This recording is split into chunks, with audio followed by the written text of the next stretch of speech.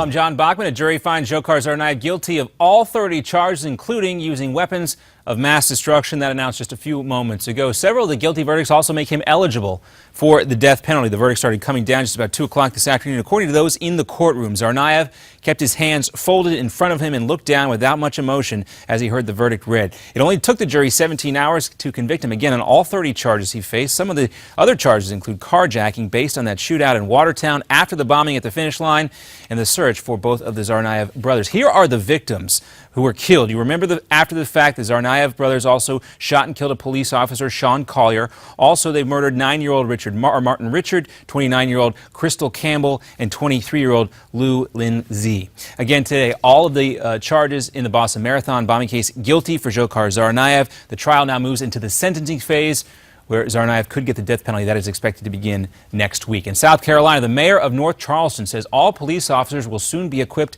with body cameras. This comes after the release of this video taken by a bystander.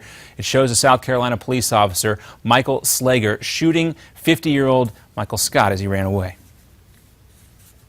There is some dissension in the Democratic ranks when it comes to Minority Leader Nancy Pelosi now. Longtime Massachusetts Representatives Michael Capuano and Stephen Lynch both tell a Boston radio station it's time for new leadership in the House and the Democratic Party. Lynch was even more blunt, saying Pelosi will not bring Democrats back into the majority ever. Pelosi and her spokesman pointed out that even the closest family members can disagree sometimes, and noted that both Capuano and Lynch both voted in November for her to return to that leadership role, but things may have changed. Now to the Iran deal. President Obama calling Senator Bob Corker today to chat. That's according to the White House. The spokesman says the president has called lawmakers from both sides to discuss the preliminary agreement. He's trying to sell this thing to Congress.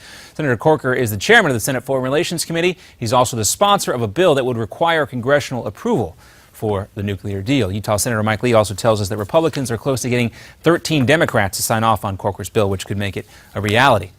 A soldier with the Illinois National Guard and his cousin plead not guilty today to charges of plotting to help ISIS. 22-year-old Guardsman Hassan Edmonds and his cousin Jonas Edmonds entered their plea in a federal courtroom in Chicago. Jonah is accused of planning the attack at an Illinois military facility, while prosecutors say Hassan planned to join ISIS in Syria. Prosecutors say Hassan vowed to bring, quote, the flames of war to America. In San Francisco, a pilot porta-potty program is being credited with making one neighborhood, which isn't normally pleasant, a little more pleasant. For the past 6 months, the solar-powered mobile toilets have been brought in 4 days a week to the Tenderloin section of the city. It's known for its homelessness there. San Francisco officials say it's helped clean things up a bit because people aren't going to the bathroom on the street.